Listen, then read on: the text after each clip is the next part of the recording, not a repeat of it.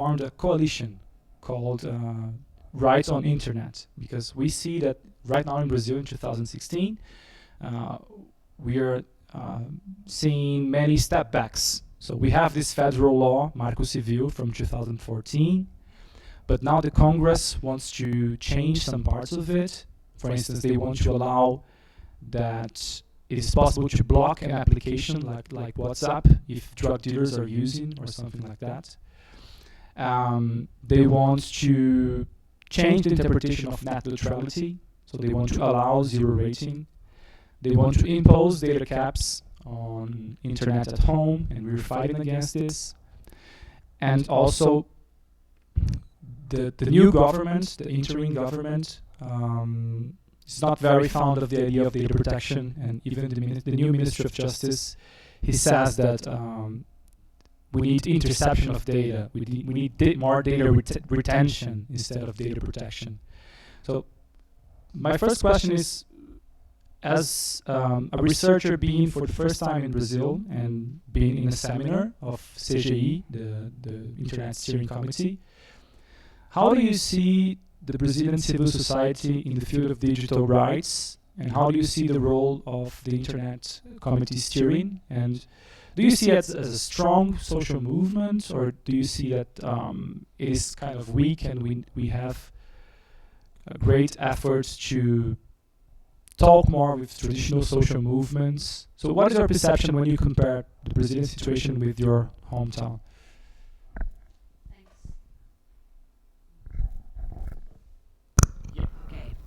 Thanks, Rafa and Antonio and everybody for being here. It's really been a wonderful week, CGI conference and all of the other events. So I think perhaps I could give some perspective from the geopolitical level, scale right back. Yeah, ok, ela agradeceu a presença e quer contextualizar um pouco a questão geopolítica, de perspectiva. So I became interested in internet politics when I was working in Geneva in 2009-10 particularly. Ela foi interessada em questões de internet e política em 2009 quando estava trabalhando em Genebra, na Suíça. And I observed there I was working as speechwriter for the Director General of the World Intellectual Property Organization, a big flashy building across the street from the ITU, the International. Ela trabalhava na WIPO, que é a Organização Mundial de Propriedade Intelectual, muito próximo ao prédio da ITU, que é a Organização Internacional de Telecomunicações. And there I saw, at that time, there was quite a clear distinction, both in the international politics of the Group B, or the countries that are like the UK, Europe, the US, and a group of countries that were particularly at the time the most vocal were Russia, China, Brazil, and South Africa. Naquela época ela percebeu uma divisão geopolítica entre Reino Unido, Estados Unidos e alguns países europeus em relação à China, Rússia, Brasil e outros países. And the interesting thing I saw was on the WIPO side of the street, the US diplomats saying, particularly the US and Europe, saying let's regulate the internet for intellectual property. E do lado da WIPO, de propriedade intelectual, tinha um trabalho intenso de diplomatas dizendo precisamos regular essas questões. And that fit well with the same narrative of the companies that were also lobbying those governments. When they crossed the street to the ITU and they said when they talk about regulating the internet that they're trying to take over the internet. The states are trying to take over the internet. Então, em Genebra, ela percebia um discurso de lobby em propriedade intelectual dizendo precisamos regular essas questões, e quando ela atravessava a rua para a ITU, o discurso era outro. Era, não precisamos regular, precisamos ter uma abordagem mínima. And I thought that Brazil was the central moderate actor for, at that time, quite multilateral positioning, particularly, I think, some apolitical involvement in various aspects of internet regulation and other sort of human rights. E o Brasil tinha uma abordagem mais moderadora, que inclusive era um pouco alinhada com a ideia de multilateralismo e proteção de direitos humanos na internet. So one of my first curiosities coming here was to learn more about the last 2 years, particularly with the Marco Civil and Postnet Mundial, what the what I had perceived from being in Europe about a possible change in the position of Brazil. Então ela foi interessada em saber o que mudou nesses últimos 2 anos com relação à posição do Brasil e ao marco civil da internet, o nosso contexto, e como que isso se conecta com possíveis mudanças no futuro. And the interesting thing, I think, is that the portrayal by the mass media and by some of the strong political interests is that Brazil has adopted wholesale a version of internet governance that looks like what the Americans promote for internet governance. E a narrativa que tem sido construída na mídia mainstream, na mídia central, é que o Brasil se alinha aos Estados Unidos quando se trata de governança da internet, é a mesma abordagem. So that was one of the things I wanted to inquire about, was the way that CGI and the other institutions are actually operating, and whether they are a word that I tend to find an ugly and in the US context quite problematic notion, multi-stakeholder, whether they look the same or a bit different. E ela tem curiosidade de investigar se o Comitê Gestor da Internet usa o mesmo conceito de multissetorialismo, né, multi-stakeholder, do que os diplomatas americanos que constroem essa narrativa. And I think that they are different, actually, and this is a really important I think message that needs to be conveyed, is that the 20 years of history you have here in internet governance is a different beast. And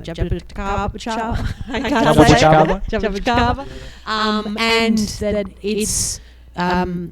it is a particular style of this multi-stakeholderism, but it's not what we see in other internet native institutions like ICANN, IETF and so on. Então, a conclusão que ela tem de campo, né, meditando aqui recentemente, é que o conceito de multissetorialismo que o Comitê Gestor da Internet emprega é diferente do que é feito com a ICANN ou com o que é multistakeholderism nos Estados Unidos. Nós temos uma versão própria de multissetorialismo, mas uma jabuticaba que precisa ser melhor entendida. Ou seja, o que nós fazemos aqui é diferente do que é o conceito de multistakeholderism dos diplomatas americanos e da ICANN. But I think as the transition from the Marco Civil has put more regulatory power in the hands of the CGI, one of the interesting challenges you'll find domestically, I think, is the increasing influence of lobby interests. As institutions grow in potential power, they become more interesting to other powerful influences. And this is something you might be able to learn about from those other institutions. There are some, I think, institutions that may not have be very significant for ordinary internet users, but have become captured by powerful interests. E nós temos um dilema, ou algo a observar, que é como o Marco Civil deu poderes ao Comitê Gestor da Internet, o reconheceu como um ator na governança da internet, o CGI vai ser capturado pelo lobby e pelo interesse de setores empresariais, e que a gente pode aprender com alguns órgãos de governança da internet que passaram pelo mesmo problema. So you mentioned that we can learn from some examples. Yeah. Which ones? So this is partly why I laid that example of my experience at WIPO and the ITU, because what I saw there is that organizations like the Motion Picture Association and other copyright lobby groups are wonderful policy makers, because they have one mission, which is make sure that everybody respects copyright and their interests. It's a clear message, which makes it quite powerful. Observando o trabalho da WIPO, a Organização Internacional de Propriedade Intelectual, ela percebe que o pessoal da Motion Pictures, ou os lobistas de propriedade intelectual, eles têm uma vantagem, que eles têm apenas um discurso: proteger copyright. E que eles conseguem facilmente avançar esse interesse porque eles estão alinhados com um objetivo concreto. Now, I'm not a pirate party perspective on copyright. I think there's very important interests and we need collective responsibility in copyright. But the lesson, I think my most powerful takeaway from Net Mundial is that the overall, which was this big landmark event in internet governance, but the way that those lobby interests changed something. Here's one particular story I want to tell. Ela não é nenhuma militante do Partido Pirata, mas ela acha que o que aconteceu no Net Mundial precisa ser melhor compreendido, especialmente o modo como alguns grupos se apropriaram das fases finais de discussão. E ela quer contar uma história com relação ao Net Mundial, que é um encontro de governança multissetorial que aconteceu em abril de 2014 aqui em São Paulo. So I know you had a big debate, you were in it, Rafael, on the intermediary responsibilities on the internet, so platforms.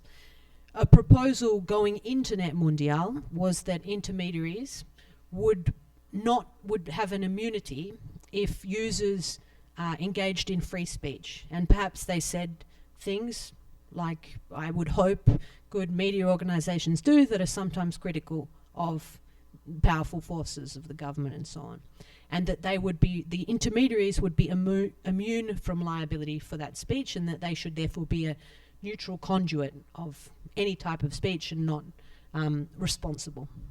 E foi feita uma pressão grande para avançar uma interpretação de que os intermediários não devem ser responsabilizados por qualquer tipo de conteúdo ou de fala feita por meio de plataformas ou veículos na internet.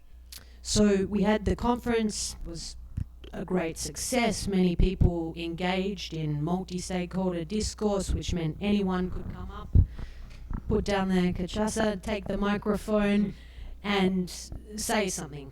But at the end of 2 days, that proposal about intermediary liability became a requirement that intermediaries enforce copyright against users. So that's a lesson I took of what multi-stakeholderism can look like. It doesn't really matter if everybody's participating if the outcome is against almost everybody's interests in that case. I mean, as I say, I think copyright's very important, but this was a real distortion of what that objective should have been in that particular context. And it took away a lot of actually progress we'd made in that international arena.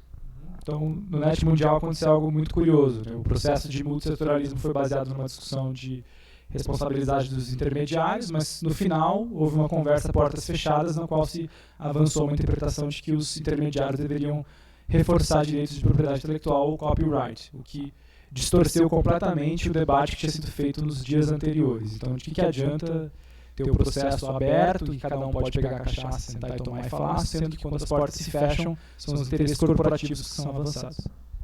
And the kicker particularly was that it led with the corporate rights to copyright, not with human rights, which was the whole objective of the piece. E tinha uma discussão sobre direitos humanos, que depois se transformou numa interpretação de puramente copyright, propriedade intelectual. Question? Pode sim. Okay. Passa o microfone, Antônio? Sim? Pode falar e eu repito aqui, então.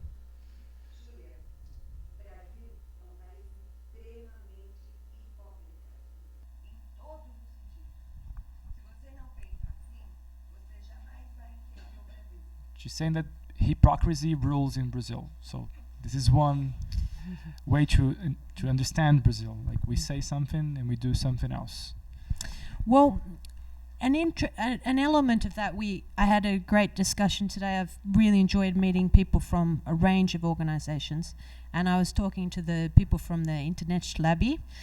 And I think, while this is true, I think that activists in Brazil should also be cautious about how much they give away, lose about their own system. So, for example, when activists here say we're worse than North Korea, I think you lose some of the ground you could have internationally in some of the really good things you have here. Like CGI, I think, is a good model of internet governance, while also being critical internally of the thing where you have situations of hypocrisy. I think that there have been, from my perception, reforms, judicial reforms. You know, the recent example is evidence that there's some independence in the judiciary. There's proper, this is a democracy, there's processes.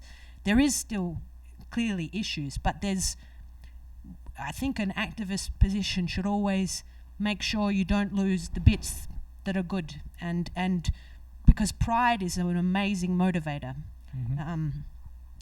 Então ela está dizendo que ok, pode ser correto a sua fala de que a hipocrisia é um dos elementos do Brasil, mas os ativistas brasileiros não podem partir para um discurso de dizer, olha, o Brasil é como a Coreia do Norte, ou fazer comparações assim tão absurdas, porque esse tipo de narrativa distorce todas as conquistas institucionais que nós fizemos em razão das lutas da sociedade civil. E que o orgulho do que foi feito em razão desse processo de luta tem que ser algo preservado e usado estrategicamente num tipo de ativismo em nível internacional e também como uma crítica interna. Então, a gente tem que tomar cuidado enquanto sociedade civil do modo como a gente faz crítica a direitos digitais, e o modelo do CGI é algo a ser elogiado na avaliação dela. O modo como o CGI foi construído, o modo como a sociedade civil participa dele. Yeah, okay.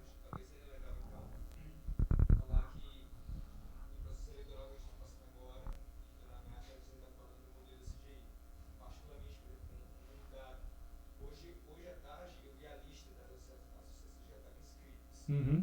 A maioria era de empresas, associações de empresas. Eu sei de alguns setores empresariais convocaram todos os seus membros a se inscrever. Yes, por exemplo, gravando elas. Sim. Okay, so Renato is saying that you are right, that we need to praise what happened with CGI and this structure of internet governance, but also right now we are setting up the elections for the new representatives. And what Renato is saying is that civil society is very weak this year. And all the telecom firms and all the private sector, they realized how to step into CGI, and now they're ruling the elections. And I mean, they're in a huge number, and they will nominate their candidates, so they can change the very structure of multi-stakeholderism inside CGI. Well, and I think this is something to anticipate. I understand that the structural design of CGI, which, as I say, it hasn't had that hard regulatory impact to date, so that's why you haven't had the same pressure interests. But that it's very fragile. It's a decree, as I understand, and it could be changed overnight. I think having the kind of finding what resonates at the human level about the structure of that. I mean, it's a powerful majority at the moment if you have 12 seats, I think, across, as against the seats for the government. That is something you are going to stick to rigorously. And I think also to ensure, the problem with multi-stakeholderism, one of my problems with it, is that civil society gets lumped in with business and so on. So to identify that civil society is the 4 seats, and that then it can gain a majority with non-governmental parties, but it can also gain a majority with government in the right domain. You have some good technical experts behind, even if you don't have the leadership that are pro-tech policy, you have some really good expert advisors. So really seeding with them the things and deciding what it is that is where you can see the argument coming. So the copyright argument, for example, in intermediary liability, you need a strong response to something like that. That's one example. But identifying the issues that where you need the consensus, whichever consensus it's going to be, that supports the public in all of this. Eu vou resumir, em razão da cachaça. Mas uma dupla resposta, né? O ponto é, o CGI não chamava tanta atenção porque ele não tinha tanta competência regulatória, digamos. E agora, como ele se fortalece pelas próprias, o Marco Civil e o decreto, ele chama a atenção do interesse corporativo que se apropria. Mas na interpretação dela, a questão não é tão dramática, assim, porque há formas da sociedade civil se organizar, ocupar os 4 assentos que detém ali dentro e trabalhar dentro do governo com os técnicos para fazer avançar algumas posições nesses momentos de embate. Então, existem formas de se lutar estrategicamente e fazer coalizões e armações específicas para alguns pontos. Okay. And this, I think, connects to the first question in that I think pride is an important one here. And if you can capture the pride in what, by design, has been actually not affected so far, made in a strong sense by lobby interests. I think the content industry, for example, has half a seat.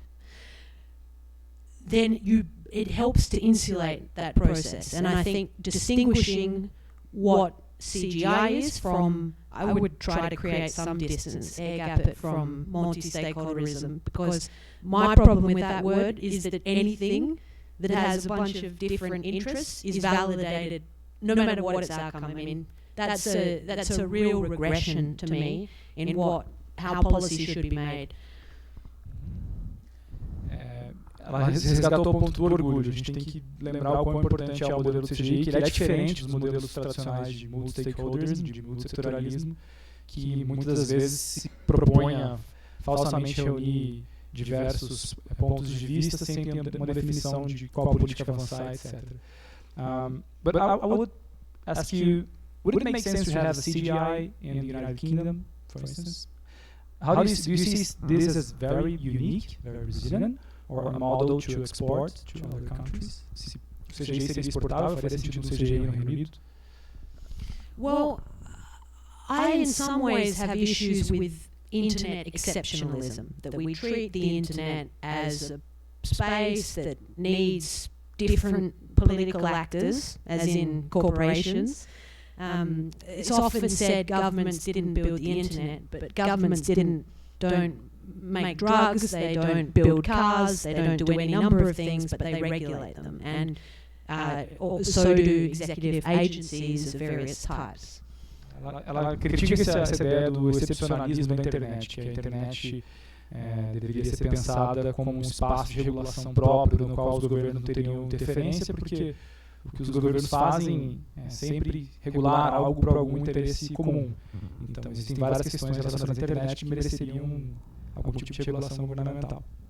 And going back to the multilateral versus multi-stakeholder geopolitical debate, I think that's important, because if we look at what the internet touches in a national and global sense, touches on many issues that are not just what the corporate agenda is on internet, which may be, for example, super pro free speech or free trade over the internet, and not at all considering privacy, security, and so on.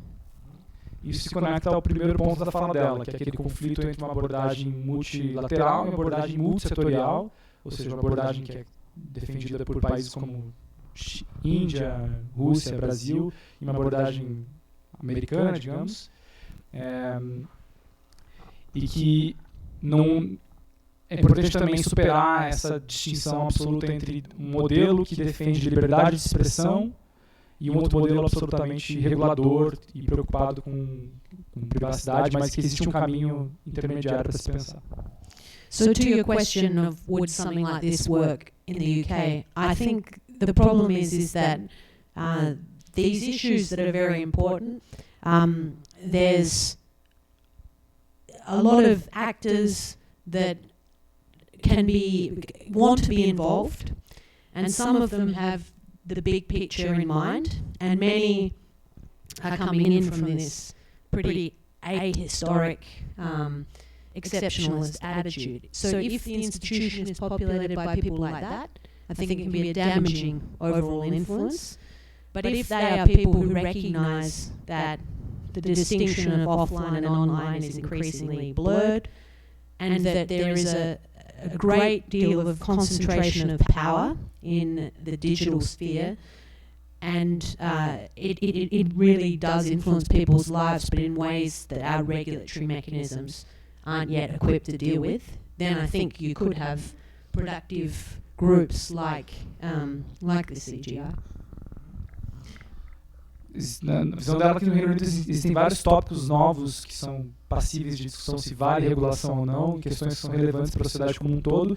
E se você adota uma abordagem antiga, que é essa de que a internet é um espaço excepcional que deve ser regulada só por, deve ser controlada, né, influenciada só por atores tradicionais como o Google, ou empresas que são advogados da liberdade de expressão, você perde a capacidade de incluir novos atores que poderiam contribuir para solucionar problemas que são concretos para a sociedade, que isso talvez abra a possibilidade de discutir se um comitê gestor da internet ou uma estrutura como nós temos no Brasil faria sentido lá. E que a gente tem que acabar com essa distinção de que a regulação do mundo online é uma e a regulação do mundo offline é outra, porque na visão da Júlia essa distinção não existe mais.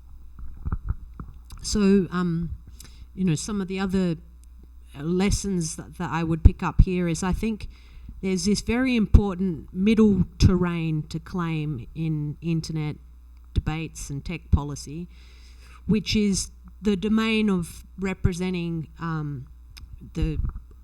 what people claim in civil society but few actually do, which is the ordinary internet users. And particularly, one lesson perhaps from the UK is that organisations have, I think, and they have admitted this, failed to represent themselves as of the main body of people's interests, our natural concerns and anxieties about how this is all, how the internet ecosystem looks, and they get marginalised by being the privacy lobby, for example. There's no lobby. No one is paying for them. There's hardly any of them. But it's too easy to make them at the extreme. So I think finding ways to occupy the middle, in a particular way, I think, actually that's really has a lot of potential, is the sort of activist academic and even the artist in this dialogue, because I think we're all at some level, activists are at a degree, they're kind of championing for people's hearts and minds, so they're doing this in a creative, artistic manner, and I think ways of framing and being, how we're talking is probably only connects to the people who really care about this stuff, and it needs to be that we get at the level where everybody is. Então tem um terreno a ser explorado aí, que na visão da Júlia, a sociedade civil organizada que disputa esse campo dos direitos digitais, ela sofre com um problema de representação da própria sociedade que ela diz representar, e que algumas vezes eles são acusados como defensores radicais de privacidade, e que existe todo um campo a reconquistar, porque são problemas comuns para toda a sociedade. Então seria possível disputar isso, e ela vê duas formas que são passíveis de se encaminhar esse problema. Um é combinar mais a interface entre academia e sociedade civil, ativismo da sociedade civil e estudos acadêmicos. E a segunda proposta é ser mais artístico, é ter mais contato com as artes, com os movimentos de arte e de cultura, porque é possível fazer intervenções de sensibilização que vão fazer com que as pessoas percebam que os problemas de regulação de internet são problemas comuns da vida cotidiana. Ok, Antônio.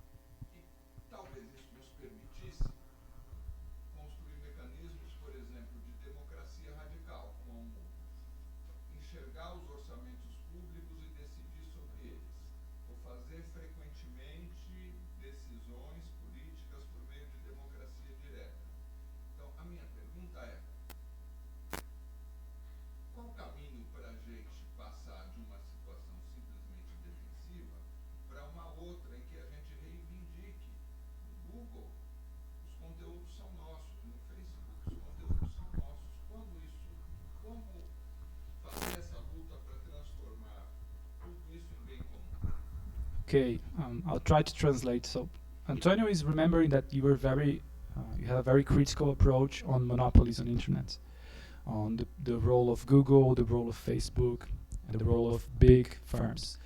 And for Antonio, it seems that we are in a defensive position in which we cannot claim the internet as a commons, as something to be collectively governed and collectively shared and owned. And it seems that the way we use the internet is controlled by a few shareholders.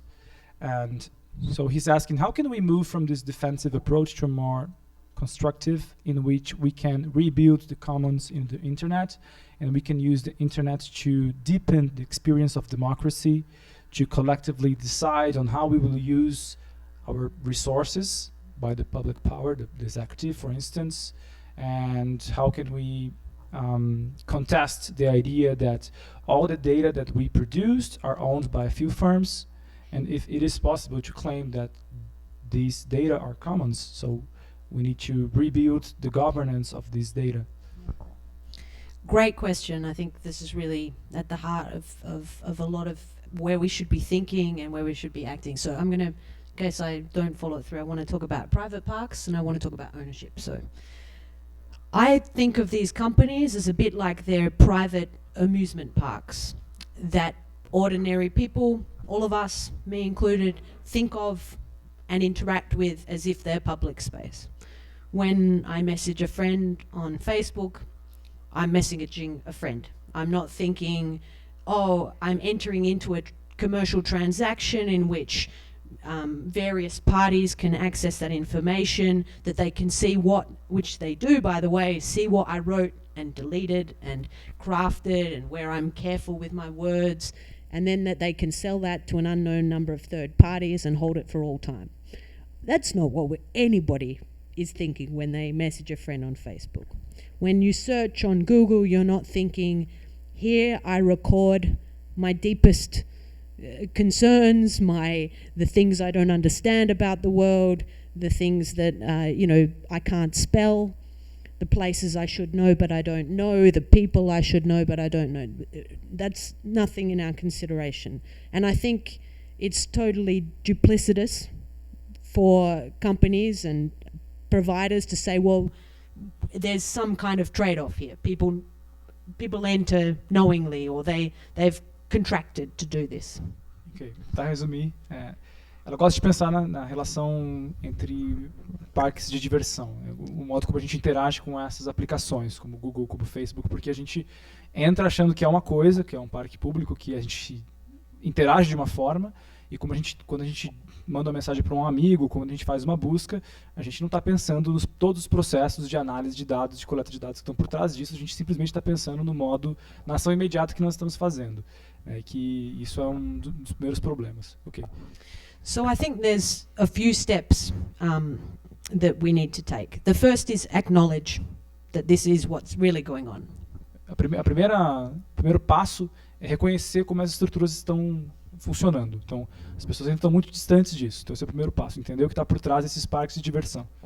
And the second is, if these private entertainment parks want to act like public spaces, they should have responsibilities like public spaces. O segundo é que se esses parques de diversão querem de fato ser parques públicos, eles precisam assumir responsabilidades para tanto. And that's an opportunity for me to say a point which I think is very important for digital activists, which is it's very common for Google and Facebook to say, hey, don't regulate us, because if you do, the next little guy in a shed building Facebook won't be able to. This is a dangerous, don't buy that argument, because of course the next guy in a shed is a target for acquisition by Facebook. So whatever you let off that guy for, you'll let off Facebook. You can make laws that apply to a company of a certain size and not to a company that's not of that size. It's easy. We do it all the time in all sorts of areas. Então, o primeiro discurso que a gente, como sociedade civil, tem que ter, ou a clareza que a gente tem que ter, é que essa fala das grandes empresas de que não nos regule, porque se você vai matar a inovação, você não vai permitir que o próximo Facebook surja numa garagem, numa pequena inovação, é que esse argumento ele é falso. Existem formas de se regular as grandes empresas, os grandes monopólios, de modo a permitir que inovações continuem. Então, a gente tem que tomar cuidado com a distorção do argumento de que toda regulação mata a inovação, que é um argumento muito comum por essas empresas. So first we acknowledge the trade-off is not a conscious one. Second, we regulate the guys for what they're actually doing, for the here and now.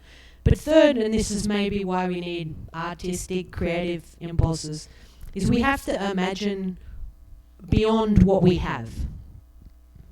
O terceiro argumento, por isso que ela quer conectar com a ideia da arte, dos movimentos culturais, é que a gente tem que imaginar para além do que nós temos. A gente tem que ser mais ousado na nossa imaginação.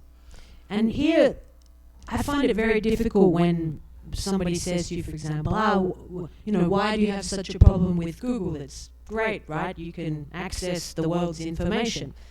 And I think that's not really the question. The question is, well, imagine if there was a Google born from Sao Paulo, and one from Sydney, and one from every, country, language of the world, and one for academics. We have lost something very significant if we think that one source and one version and one cultural conception of knowledge creation, in this case the power of information, there's nothing greater, is all we can aspire to as a people.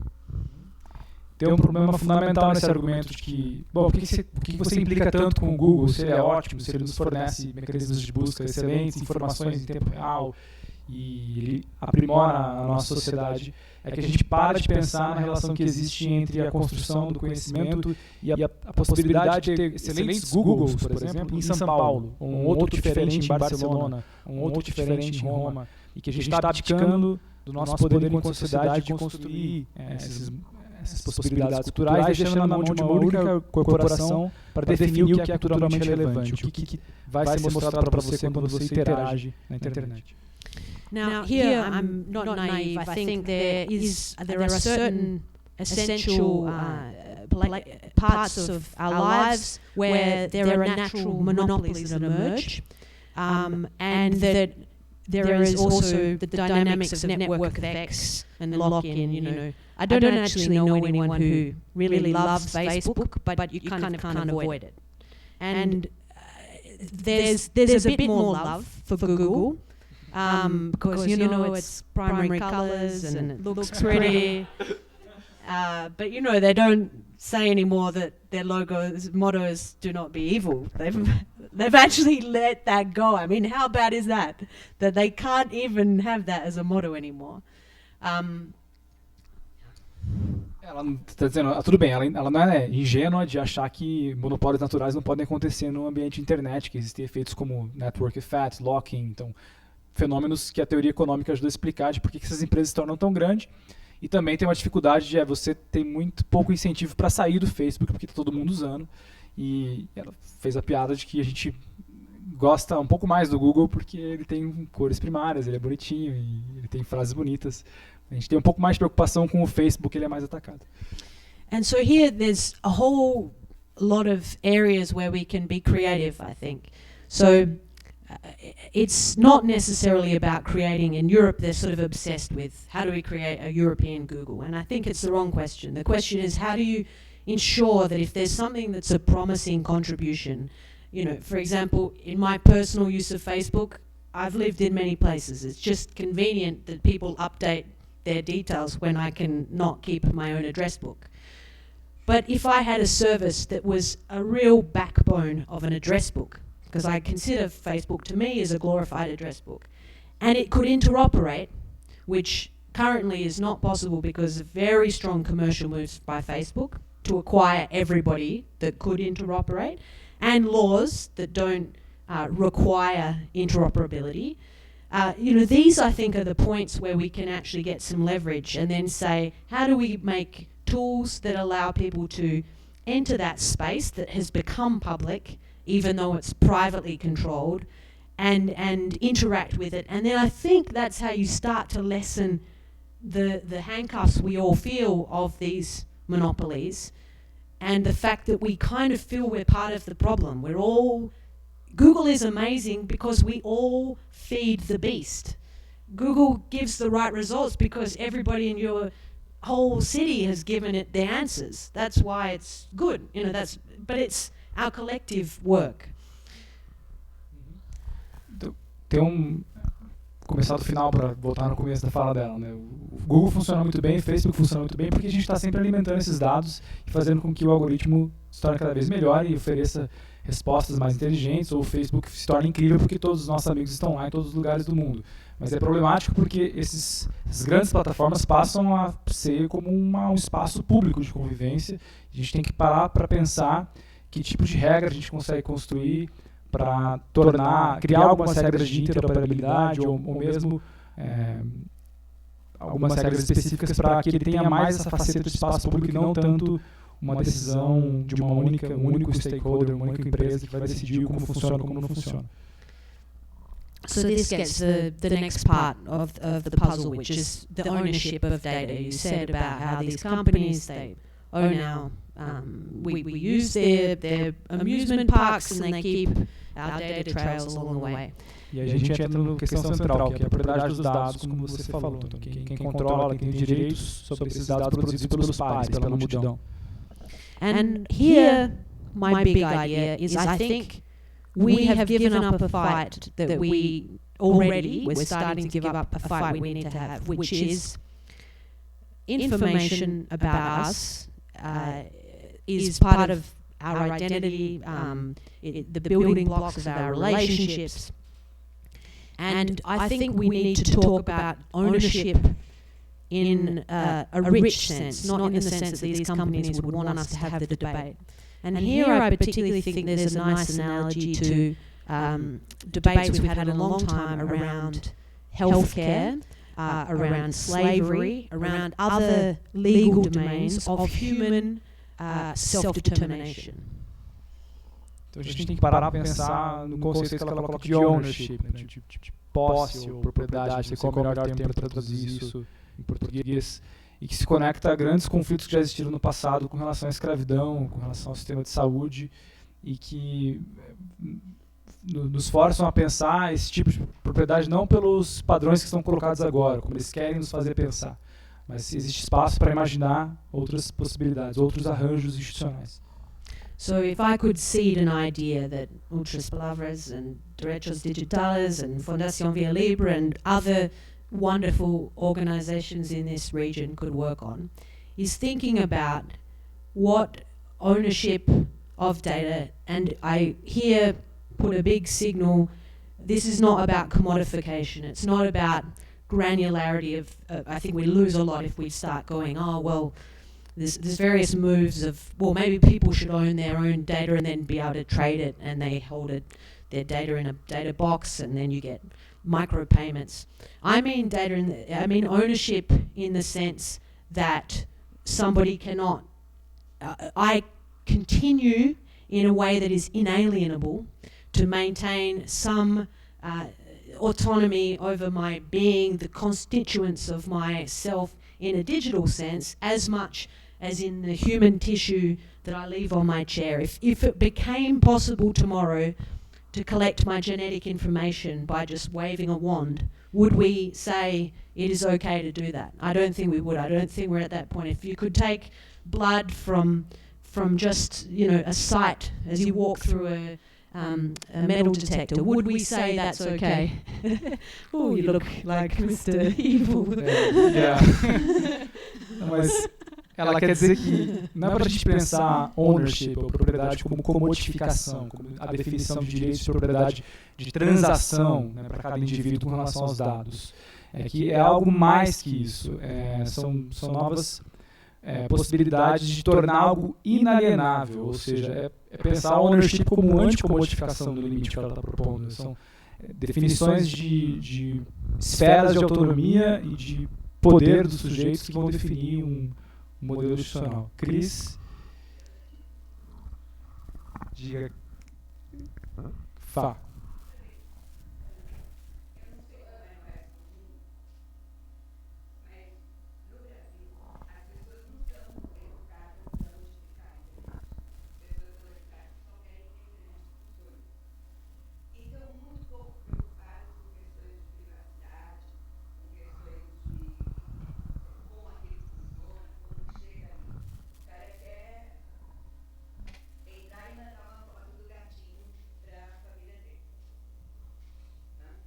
she's saying that Brazilian users of internet, they might not feel like fighting for this stuff, as you were saying, because they just want to use the internet to take a picture of the cats, for instance, as we had the cat here. So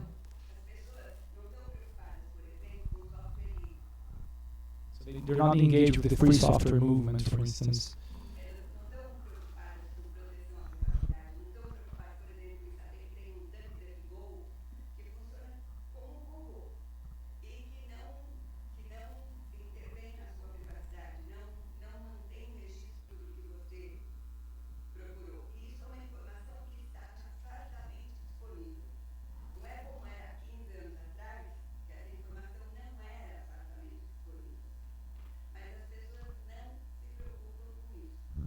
She's claiming that despite of having all the information that you can use DuckDuckGo instead of Google for the past 5 years, or that there are alternatives, that there are ways to resist, people are not engaging in this movement. So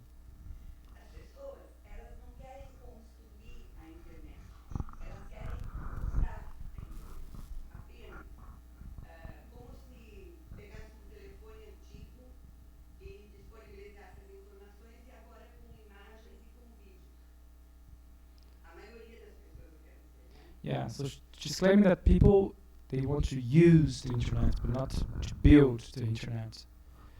But I think, eu acho que se conecta com o que ela estava dizendo. I think it connects of what you're saying about being artistic or being constructive, isn't it? Mm-hmm.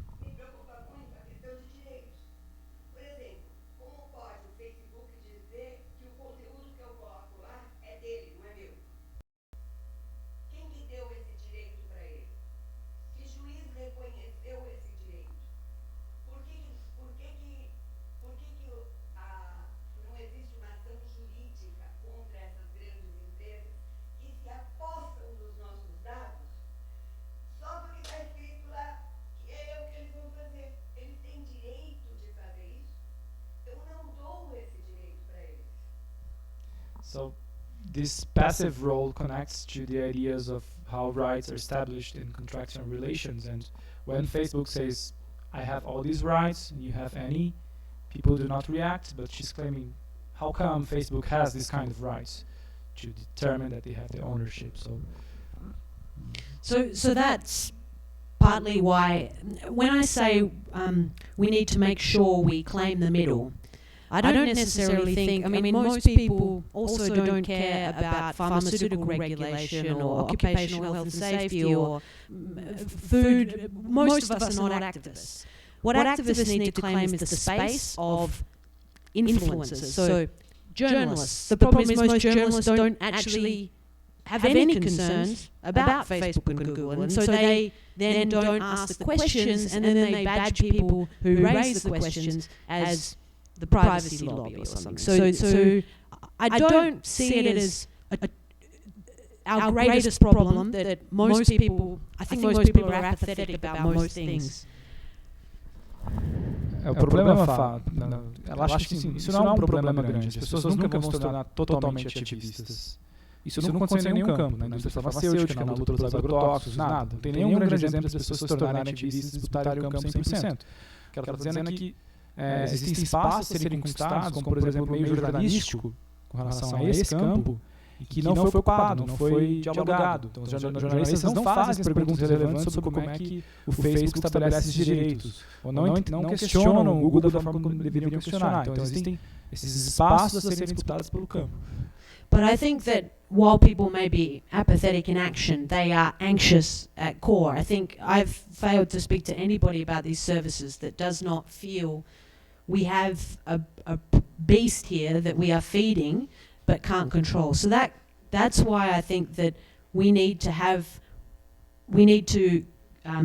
rules applicable to these companies that recognise that they have become like utilities. They have become the streets of the internet. They've become the public parks of the internet. And we therefore cannot allow in a public park for someone to say, you come to this park, without actually stopping them and causing them, nobody reads terms and conditions, but causing them to really understand and give them choice, that you come to this park, you lose your everything you are wearing, you lose everything you are thinking, and think about the opportunities we have. I know that it's been a huge concern around the WhatsApp blocking, for example, but I think one silver lining to it is that people are moving to services that are not WhatsApp, that are not so easy to use. I personally have started using services that are like Trema in Germany, and services that are less well known, that I am completely convinced about their terms, unlike the WhatsApp that's just changed. Mm-hmm. And that we use the opportunities when people are looking to show ways that they can change these entrenched behaviours that we all have and adopt over time and are perpetuated by the sort of particular economics of digital networks. Vou só ir direto ao punchline dela, que eu acho que é mais importante, que é, tem várias janelas de oportunidade para a gente aproveitar enquanto sociedade civil e ativismo para retrabalhar a questão de conscientização. Então, por exemplo, quando um WhatsApp é bloqueado, por exemplo, tem uma oportunidade enorme para discutir como é que funcionam outras aplicações como Telegram, serviços alternativos. Quando existe uma mudança de política dos termos de uso do Facebook, você tem uma oportunidade enorme para rediscutir questões de privacidade. Então, essas oportunidades não estão sendo exploradas. Vamos fazer um sistema de cadeira rotativa, pode ser? Cris, senta aqui e faz a pergunta aqui para ficar até no microfone, fica mais fácil. I was proposing that when someone goes to make a question, sits here. Eu só queria saber se ela tem algum exemplo desse exemplo de ownership, por exemplo, na internet, que já esteja funcionando, porque eu faço um paralelo similar ao de direitos autorais de propriedade intelectual, em que primeiro você, enfim, criou o conceito de propriedade intelectual como propriedade do indivíduo sobre o fruto do seu trabalho intelectual. Logo teve o desenvolvimento da indústria sobre isso, logo surgiram propostas alternativas, mas mesmo assim acabaram se mercantilizando. Então eu queria saber se ela vê uma reversibilidade, aí aplicando para toda a internet, não falando de direitos autorais, se ela vê uma reversibilidade desse processo de mercantilização que já está certamente consolidado no meio digital. E se existem exemplos, né, de apropriação efetiva da internet, enfim, dos dados. Não sei se ela tem algum exemplo mais específico. Chris is asking, she's going back to your question of this progressive idea on ownership that you were discussing previously. Because she says that, take for instance what happened with IP. You had this traditional conception of ownership, like an individual one, in which what you do, what you labor, you have the right to protect that. And then there was a movement in the past 15 years to develop alternative models like Creative Commons. It worked for a while, it was important, but now it all stepped back because commodification is working again through streaming and through a new idea, this old idea of IP. So actually Chris is asking, what examples, do we have examples, or how can we think of this idea of ownership of data that you were developing, in which is not based on traditional models? I mean, yeah, it's a good question. I think, well, one thing just on the IP point, I think to think of Creative Commons as not intellectual property, we lose a lot. It's very much, it's only because we have the base control of copyright, of our individual rights, that we can choose to give those rights in a Creative Commons sense. And that is what I would imagine too with data. I actually think, the reason I think it's a powerful argument is I think people already intuitively feel they own their data just like they own their bodies. And it's an ownership in a sense. It's very hard for us to get away from an idea of commodification when we talk about ownership. But the bundle of rights of ownership in the traditional and the great scholars at Oxford and so on of ownership is a bundle of rights which are a set of controls, really. And it's the choice that I can choose to share information. It's various layers of intimacy with which I share information, and that can be to make it fully public. This wonderful project of some artists in Italy, a gentleman who was diagnosed with a life-threatening disease, and there was no way out, and he open sourced his medical information and found a solution. So I think from the base, which we all instinctively feel, we talk about my data all the time, but to ground that in the long historical tradition of how we treat our bodies, because really it is as intimate as our bodies. It's our thoughts, our bodies, they cannot be controlled. All of the human rights protections we have around free speech and so on, I think that's the conceptual place in which we would situate rights in a deep sense. Is this self-determination, but it's a strong ownership. Tentar resumir, porque é bem importante e complexa a fala, mas existe já uma moldura conceitual histórica para a gente pensar isso. Apesar de não ter um exemplo concreto de como é que esse modelo de ownership funcionaria, a relação como a gente pensa intuitivamente sobre nossos corpos nos fornece já um modo de pensar sobre como é que seria essa moldura institucional sobre dados, em que a gente não teria uma definição de ownership que seria uma relação simplificada, mas seria um conjunto de direitos e um conjunto de controles de modo mais complexo. O que, na opinião dela, se conecta um pouco com a própria trajetória do Creative Commons, que é você não tem uma relação única, você pode brincar com várias possibilidades de licenciamento, vários poderes que você dá ou retira, que você aceita, né, como um indivíduo. Né? Então, é o seu campo de autonomia dizendo o que você quer que aquilo seja, né, como funciona, etc. E que isso está extremamente conectado com essa discussão de dados que ela está propondo. And to sort of follow that through as a speculation of what that might look like. Say 20 years ago we had it really was in the discussions about the foundations of data protection law, this self-determination and so on. Say we had founded this ownership in a strong sense.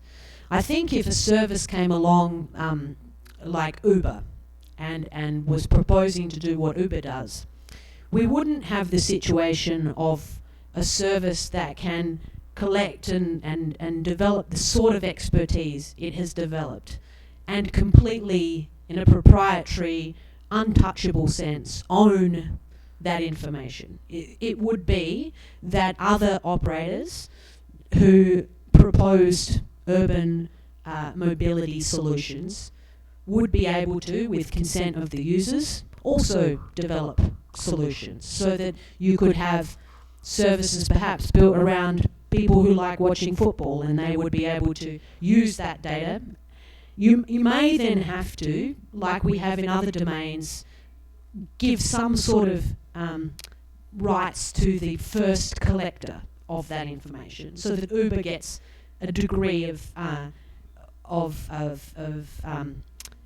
advantage for its first mover. But Uber is the great champion of the market decides, and I think if we had, in a fair sense, an appreciation of the value of data and the fact that it's owned, there's a degree of ownership that's not just totally allocated to the person that collects. And here I do use the example, if you put in human tissue into a database, you retain in a long sense an ability to remove your participation in that. And also to remove your participation, you may have to recollect the data in some sense, but that you can move it to other sources. You could say we want research and so on. Então, ela faz uma comparação com a questão dos corpos de novo, né? O exemplo de você dar um tecido humano, uma pele, para um fim de pesquisa para uma empresa, você ainda mantém a conexão com aquilo que foi dado seu. Não existe um movimento de descontinuidade com aquilo que é seu, né? O que faz com que você discuta, por exemplo, quais são os fins secundários que vão ser feitos daquilo, se você quer revogar aquele seu direito que foi dado para pensar que aquele tecido vai ser feito para pesquisa. Que esse nosso modelo simplificado de que a gente dá uma única vez e se desconecta do dado pessoal é o que fez com que o Uber crescesse, por exemplo, se tornasse essa grande empresa. E o que nos limita de pensar em modelos de empreendimentos outros que ofereceriam soluções para a mobilidade urbana, em que a gente iria disputar o que se faz com o dado, mesmo depois da primeira coleta. Então, o que ela está dizendo é que a gente pensa de modo muito simplificado sobre esse processo de dar o dado pessoal, de dar a informação. And they're an example, again, sometimes a silver lining in Texas where you had Uber blocked for a while. You now have this huge proliferation of services and some exploration of different models. And I think particularly building on your interest in Creative Commons, some models that are much more peer-to-peer versions of what these proprietary systems could be really promising with the use of data and so on. If the technology is as great as the companies would like us to think, that they're tech companies above all else, and it's the magic and mysticism of their technology, well, surely it doesn't need a pyramid scheme, you know, with 20% of money going to California every time, and you could have an autonomous distribution of money to the guy that runs the app and the guy that drives the car and the guy that makes the logo. So I think if, you know, it develops those services. The question you always have then is, why don't we have those services now? And that's a challenge, I think, for the ways that we fund technology.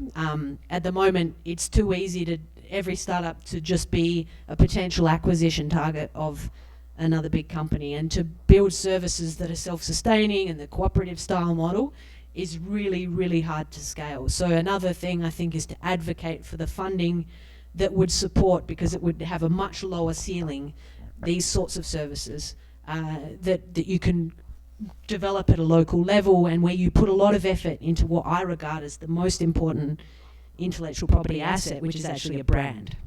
And at the moment, we have brands that I don't think people love, but people find convenient.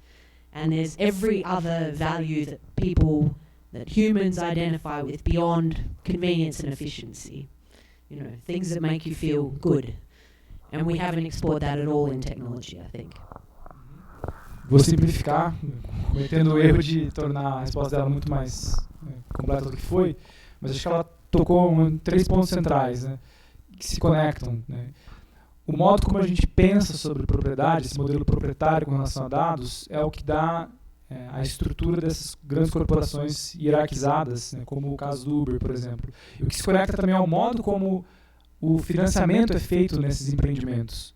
O modelo como o circuito de capital de risco, de venture capital, está estruturado, no qual o investimento é feito em empresas que apostam nesse modelo proprietário, que advogam esse tipo de modelo, e que não abre espaço para se pensar, por exemplo, formatos peer-to-peer, né, ou modelos de plataformas cooperativas estruturadas em tecnologias blockchain, por exemplo, em que todo o valor gerado pela plataforma ou o valor gerado pelos dados seria redistribuído entre os usuários e não centralizado por um intermediário corporativo. Então, e ela está dizendo, isso é um problema porque a gente não disputa o campo do financiamento também. A gente deixa tudo na mão da indústria de capital de risco, na indústria de tecnologia. E que a gente também não disputa o campo dos valores pelo qual essa indústria de capital de risco se legitima. Porque a indústria se legitima a partir do conceito de eficiência. Então, nós investiremos em empresas e startups que vão promover usos mais eficientes ou uma sociedade tecnologicamente mais eficiente.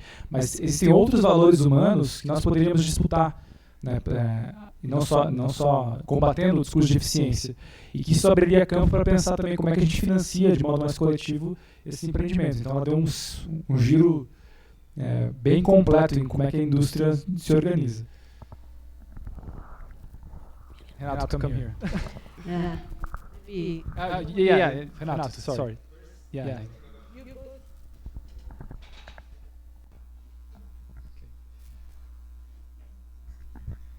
Well, there's several things I would like to ask, but I know there's not enough space for that. I'll try to be very precise in my questions. I mean, my main concern is it's how fast it is possible to regulate this kind of digital services and social media platforms.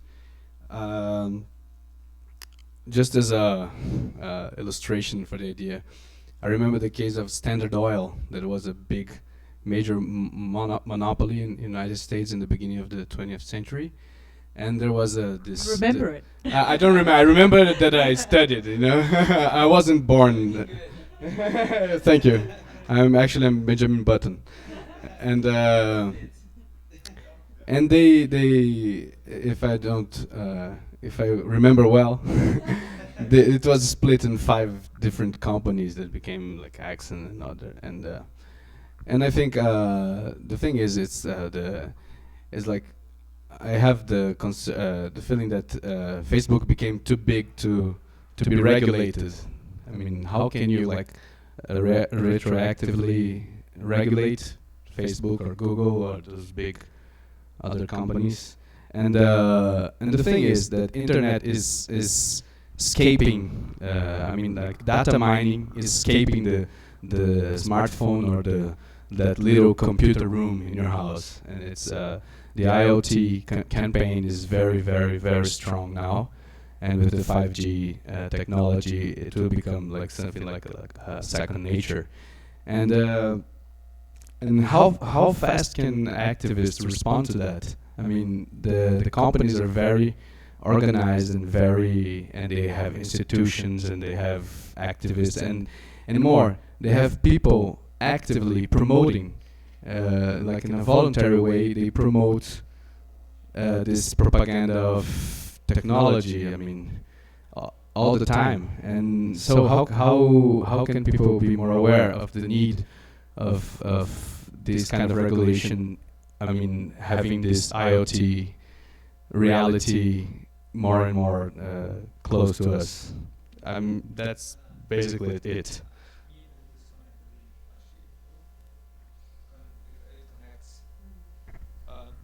It's kind of go also with the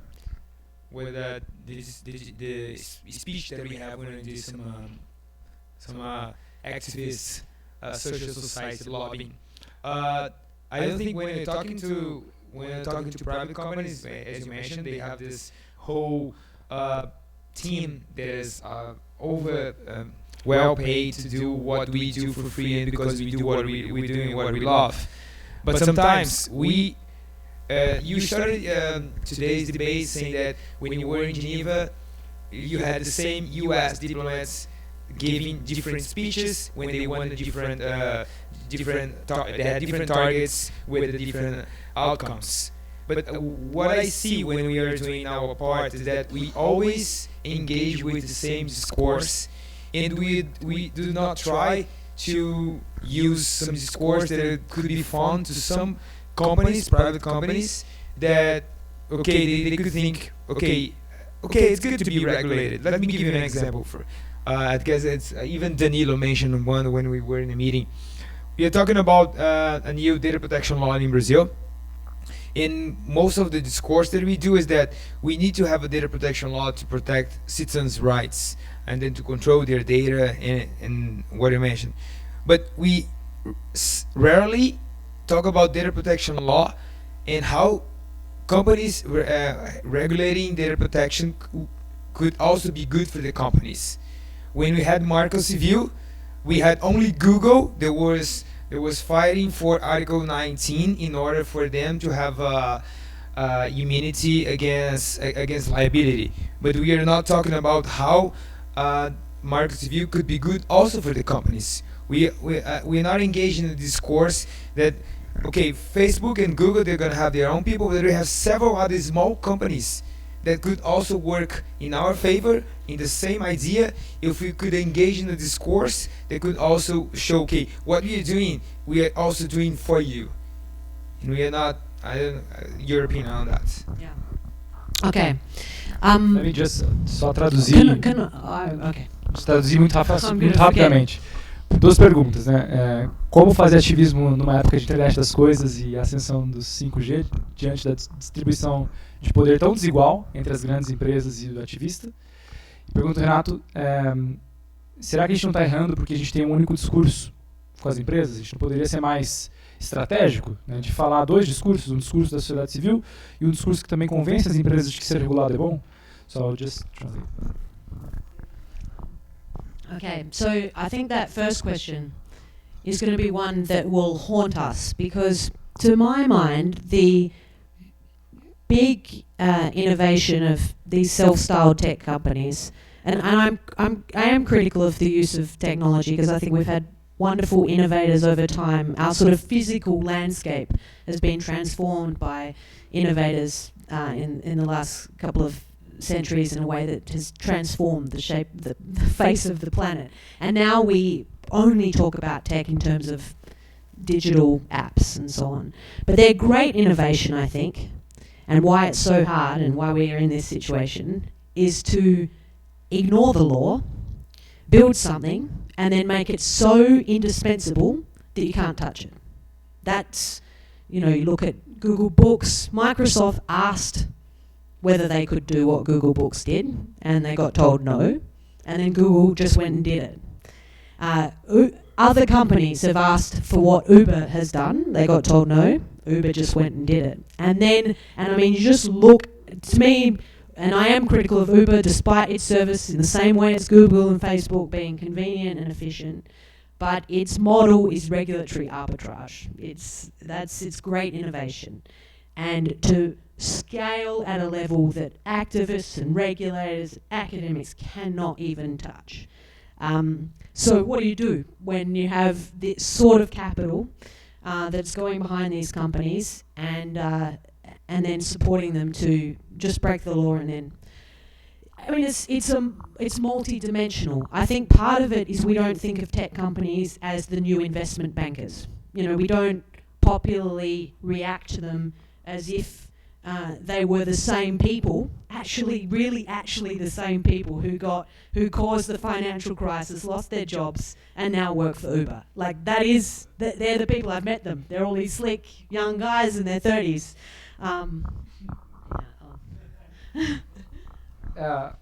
Júlia disse basicamente duas coisas. A inovação principal que essas grandes empresas, grandes plataformas, elas produzem é esse modelo de disrupção sem pedir permissão para ninguém e simplesmente implementar um modelo de negócios independentemente do tipo de regulação ou direito que existe. Então, para o cenário de internet das coisas, vai ser ainda mais dramático, porque se você pega o exemplo do Google Books ou da Uber, eles tinham um modelo, uma regulação existente que iria proibir o que eles queriam fazer, mas mesmo assim eles foram em frente e fizeram. E todo mundo veio a reboque deles, os ativistas, os reguladores, a discussão intelectual, tudo a reboque dessa agressividade. Então, esse é um modelo preocupante para o debate de tecnologia no século XXI. Can you rephrase your second comment, because I just commented on the model of Uber and Google, but then you said that essentially the people who used to work for... Yeah, okay. E existem as conexões muito evidentes entre o setor financeiro e essas empresas de tecnologia. São os mesmos financiadores, são os mesmos gerentes, os mesmos managers, os mesmos funcionários. Então tem um mecanismo aí de troca entre os bancos de investimento, o modelo de Wall Street e essas tech firms que a gente não enxerga. E passa a ver eles como simplesmente convenientes e bons para todo mundo. Então a gente não faz a crítica do modo como eles são financiados, estruturados e a lógica de agressividade, né, que o Frank Pasquale disse que até que se todas as empresas fizessem isso, o que aconteceria com o mundo? Se todas as empresas fossem Uber. So I think we face a moment, I mean, as a sort of cross-cutting, in as significant as the shift to conservatism and populism around the world is, I think the ideology of convenience and efficiency and frictionless absence of regulation, which technology has introduced, and it's done so in a way where we are all culprits. We have we're the agents with the spy devices in our pockets, and the tools that are entrenching neoliberalism, and you know, we're all part of the problem. But I think this is actually an argument in the same way that liberal values become an intellectual challenge as against the push to some of the popular movements that we have today in Britain, in the US, here. It's as significant a challenge, and the challenge is that even if we understand it intellectually, it has to move people in an active sense, and I think that's a challenge. We don't know how to sort of mobilize an anti-Uber, Google, Facebook sort of model in this ecosystem. But I think that what they are doing is setting a precedent for much more than just what we think of as sort of frivolous, how we access information. For instance, their rise has absolutely gutted journalism. Absolutely, The Guardian, where I was working, has laid off a quarter of its staff. I mean, it is having real effects on all sorts of elements of our democracy. So, there's huge challenges there. It's an intellectual challenge that we have to kind of move at both a practical level, thinking what sorts of tools, and I mean, I think here busting the myth that it's all so magic and innovative. If they can move as swiftly in deploying these services, we can move swiftly in thinking how we react and supporting, I think. Sorry, do you want to translate? Well, I think, for example, if I perceive the next move, the machine learning move, for example, the limiting factor on advancements in artificial intelligence and machine learning is purely access to data. At the moment, data about us in the UK, we've just had a huge data dump where the National Health Service has given its data to Google, DeepMind, no conditions, because Google's offered its solutions, and Google's great, and it's going ahead.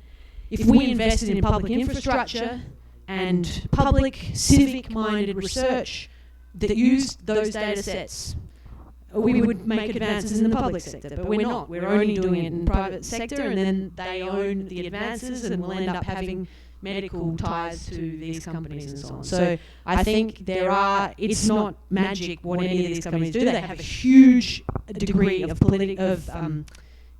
capital, and they have political clout. I'm here with the cat. Vou tentar resumir, porque a fala da Júlia foi bem longa. Qual é o nome desse gato? NSA.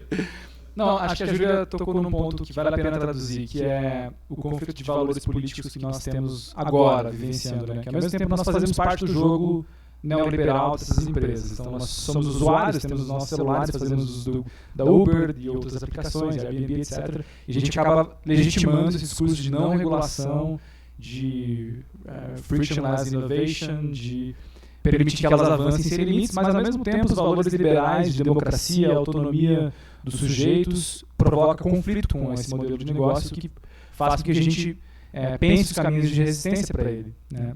E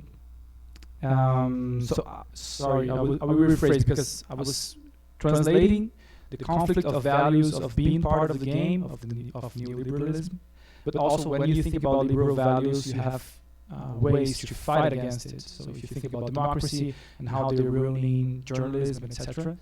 And can you remake your second point that you made in the end about, I mean, when you have Internet of Things and you have new paths of resistance, maybe? Yeah. Well, perhaps I'll move to Renata's question and sort of tie it in. And I know we can continue our discussion elsewhere, and I hope it's just a stimulant. We don't need to resolve everything. It's like 1 in the morning for my body. Just definitely just chatting with the cat. But look, Internet of Things is coming in a way that none of us are given the option. I think in some ways there's some positives. I actually think while people regard whatever your phone can do now as trivial, they're not concerned. I think people have a reaction to physical things. If you told me that cat was laden with sensors and was picking up my every movement and was profiling me, I think everybody's worried about that. So the physicalization, to me, is a strength for people's natural anxieties. The opacity of Web 2.0 has been that we've lost our inhibitions, and the re-physicalization reintroduces those. Sim. Ponto muito importante da Júlia, que está até no texto dela, Outras Palavras. A fisicalização dos objetos de vigilância nos faz ter reações distintas com relação a isso. Então, por exemplo, o exemplo do gato. Se nós soubéssemos que supostamente esse gato fosse um dispositivo de vigilância, que nos estivesse filmando e transmitindo em tempo real, né? Se ele tivesse isso externalizado na sua própria estrutura, né? De modo que a gente pudesse identificar claramente que ele faz isso, a gente reagiria de uma forma. O problema da internet das coisas, e a crítica da Júlia, é que os dispositivos não têm essa aparência, eles não têm a arquitetura, né, que explicita as suas funções, que é o ponto do texto dela, de como é que a gente poderia se inspirar na arquitetura Bauhaus e no modo como os prédios mostram o que eles fazem por fora. Né? I was just mentioning that this connects to your text on the Internet of Things or Internet of People and the Bauhaus movement of how can we learn from architecture, how can we learn the idea that if the building does something, it must show what it does. And this applies to Internet of Things and these dispositives of surveillance.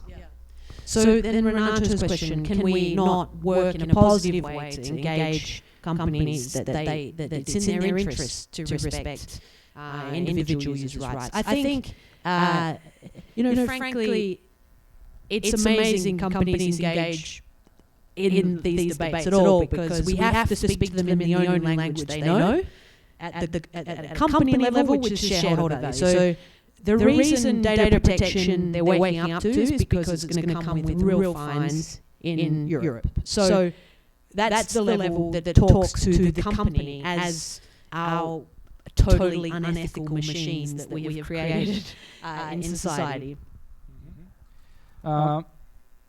Deixa eu desculpa interromper, Fá, que a Júlia está bastante cansada e tem feito uma maratona. Eu só queria encerrar para ela discutir um pouquinho mais a questão de resistência, que é um ponto muito importante para a gente fechar o evento. Eu acho, para sair daqui mais otimista. Então a gente vai sair muito pessimista, achando que está tudo muito errado, que não tem mais solução, etc. Diga rapidinho.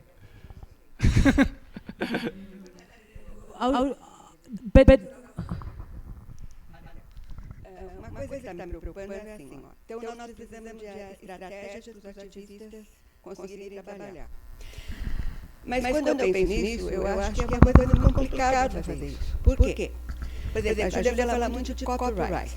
Copyright é um dos grandes monopólios.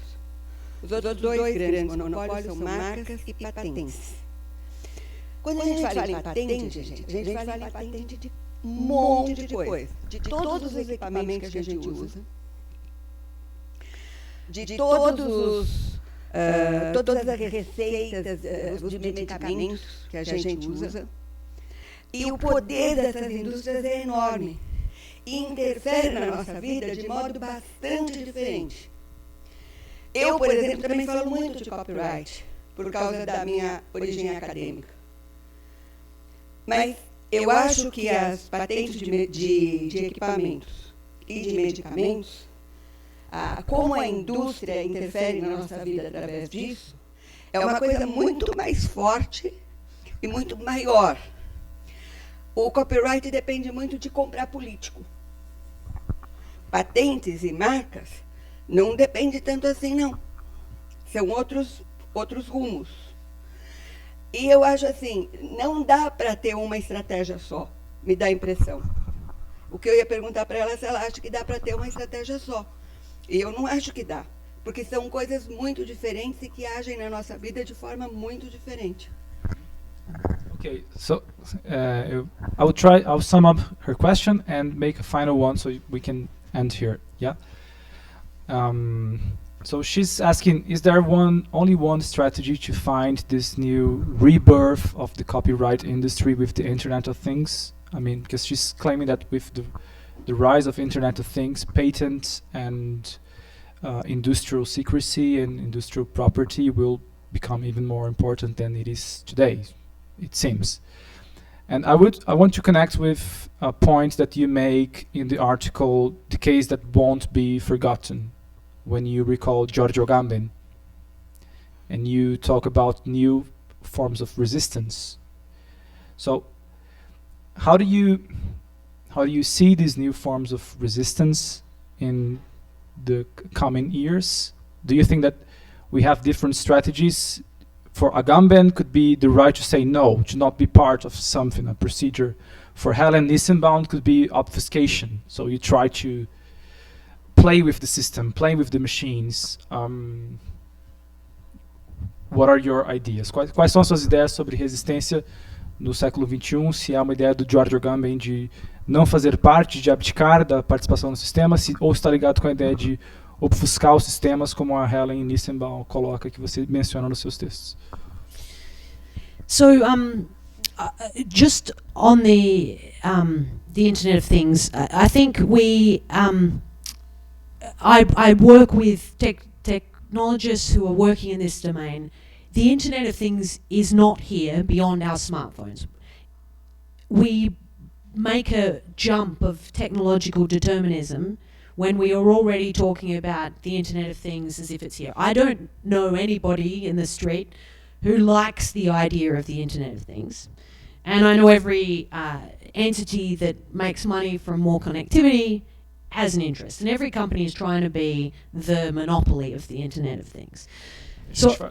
A gente faz um salto quando a gente fala que a internet das coisas já chegou, por exemplo, porque a gente assume um discurso de determinismo tecnológico e a gente pressupõe que as coisas já estão estruturadas quando elas não estão.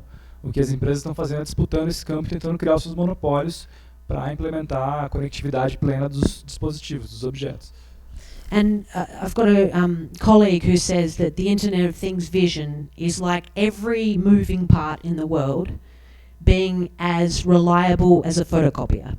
You know, that we get a situation where we can't trust anything anymore and we have to, you know, constantly get them reserviced and so on. So I think the first path is to talk, maybe using analogies like that or things that people understand. You know, imagine if everything is like that. Imagine if you can't just make coffee in the morning, you have to give it your emotional status and it determines how valuable that is to companies that want to sell you other products. Because you don't own it, you just, it's a sort of loss leader for your data. And demonstrate the consensus that if people were asked, they don't want this. So that there's that baseline of, this is not, you know, okay, you didn't ask us, well, we're going to answer anyway, kind of thing. So I think that's part of the path, because those other tools you mentioned, they assume we're already along the way. I mean, obfuscation, for example, and there's some criticism of this intellectually. Can I just translate your first part? Então ela diz que a gente precisa disputar a narrativa sobre a internet das coisas, porque quando a gente começa a construir as analogias de como é que funcionará um sistema de internet das coisas daqui 15 anos, por exemplo, em que todas as coisas que se movem funcionam como fotocopiadores, tem um registro de tudo, e você pergunta para as pessoas como é que elas se sentiriam com relação a isso, as pessoas vão sentir, vão dizer, eu não concordo, eu acho isso muito sinistro, acho isso muito estranho, e que a gente precisa resgatar esse senso comum da reação das pessoas com relação a isso. Então esse é um primeiro passo. Agora ela queria discutir por que a ideia de obfuscation ou do Agamben são mais conectadas a uma ideia de que as coisas já aconteceram. So, and this picks up the earlier point. I mean, so there's criticism of obfuscation that it relinquishes some essential territory for deeper change. It's once we're in this system, how do we throw up some noise? But the scholars behind that, Helen Nissenbaum and so on, they argue that this is additional, and I think the point is there one tool? No, there's not one tool, there's not one solution, it's a whole package. You need to be agile in the same way as a tech company and look at ways that resonate and ways that don't. But I think there's the sort of do we want this kind of general question, and then there's the various tools along the way. So então, a ideia de obfuscar o sistema, de jogar areia no sistema, de tentar brincar com esses dispositivos de coleta de dados e como eles estão criando imagens sobre nós, ele pode ser muito pessimista no sentido de que a gente já assume que o sistema está estruturado dessa forma. E que, para a Júlia, o que é importante agora é a gente pensar o que a gente quer, que valores a gente quer implementar nesse tipo de sociedade amplamente conectada. Que isso está em disputa ainda. A gente não chegou no ponto que a gente precisa fazer obfuscação, não precisa jogar areia no sistema, não chegou esse momento ainda, e que a gente pode... A ideia de que existe um único caminho também nos conduz a erro, porque está em aberto, numa situação não é tão dramática assim como a gente pode tentar pensar no viés mais pessimista. And that leads me to condition the point I said about companies to Renato, that we have these selfish machines we've created and they only care about profit. That may be the case, but you continue to see people from these companies engaging in our debates. And why do they do that?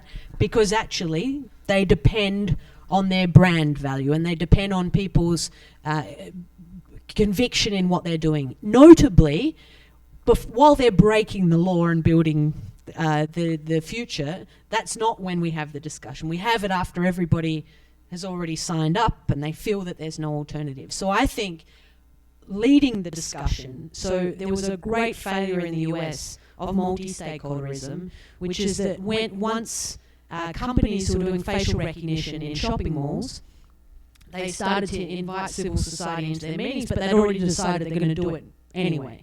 Civil society did a walkout, and it had no consequence.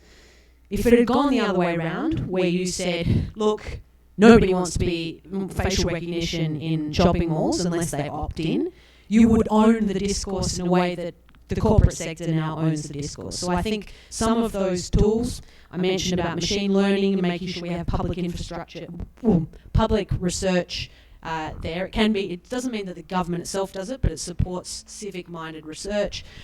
Initiatives that establish focus groups and so on, that establish what people actually think, which is what we instinctively think they think, but it's too late once it's already happened and you've lost the terrain you could have to say, well, look, we have a degree of consensus about this.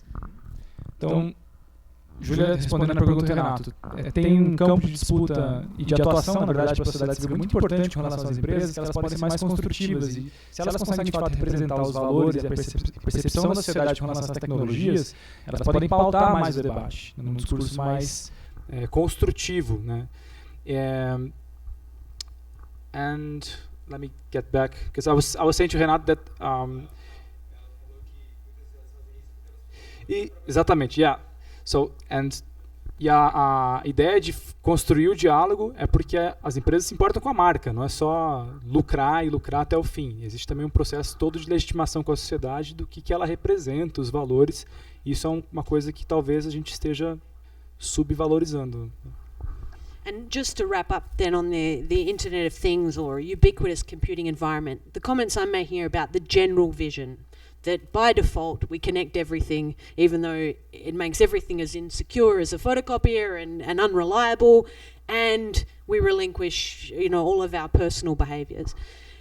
That's the broad lack of nuance vision of the Internet of Things. I have active research projects where I actually think there's some domains where I think there's great potential for Internet of Things type tools. Particularly, we're doing some work with the Science Museum, for example, and what it would be like when you're in a crowded environment. You want certain information, and it's in the interest of the person providing that information that it's time limited, that you have control, that you gain information that's relevant to yourself, and that you engage, that you can find your friends, that you know the toilets where there's no line, all sorts of things. And that we can, again, it's putting that, it's creating, in a sense, and imagining an alternative version of these tools that puts at the heart what we value, instead of pure convenience and efficiency for ultimately the gain of kind of giant pyramid services. Que a Júlia tem uma visão mais construtiva e mais otimista também com relação à internet das coisas, né? Saindo dessa caixinha de que são só dispositivos de vigilância e de controle sobre as pessoas, porque as possibilidades são muitas quando você começa a implementar os valores que você quer enquanto sociedade para aquelas tecnologias. Então, eu dei o exemplo de o quanto que se pode se brincar com esses dispositivos num museu, por exemplo, facilitando a interação entre objetos que produzem conhecimento e as pessoas que estão ali interagindo, a dinâmica que se dá dentro daquele espaço. Então, ela é mais construtiva e mais positiva no sentido de que tem muito que se fazer no debate de internet das coisas, os valores são primordiais para essa discussão e é papel nosso, né, forjar esse debate, não deixar só na mão de poucas empresas.